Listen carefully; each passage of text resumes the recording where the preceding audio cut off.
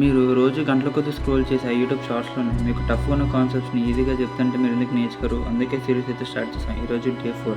ఈరోజు if, ఎలిఫ్, else condition గురించి అయితే చూసుకుందాం. ఒక రియల్ టైమ్ ఎగ్జాంపుల్ నుంచి అయితే స్టార్ట్ చేద్దాం.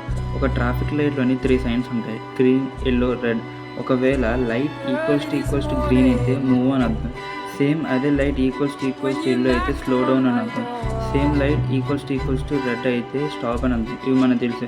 కానీ దీన్ని కోడ్ రూపంలో ఎలా రాయాలంటే if green, elif, yellow, else stop అంటే రెడ్. సో దీని ప్రోగ్రామ్లో ఇక్కడ చూసుకున్నట్లు సో దీని డెఫినేషన్ టాప్లో చూసుకుంటే ఇఫ్ కండిషన్ అంటే it is use to execute the block of code only if it is true. Elif చూసుకుంటే కండిషన్ అంటే ఇఫ్ కండిషన్ ఆఫ్ సింటాక్స్ ఇది. ఎలిఫ్ చూసుకుంటే use when you want to execute one block of code. If condition is false then it enters in to the elif condition then its value. So ఈ రెండు ఒకవేళ fail అయిపోతే ఎల్స్లోకి వెళ్తాయి. Else అంటే it's a final block of code అని అర్థం. ఒకవేళ ఇఫ్ ఇంక ఎలిఫ్ స్టేట్మెంట్స్ రెండు ఫెయిల్ అయితే ఎల్స్లోని స్టేట్మెంట్ డైరెక్ట్ ఎగ్జిక్యూట్ అయిపోతుంది. సో మీకు సింపుల్గా అర్థమైంది నేను అనుకుంటున్నాను.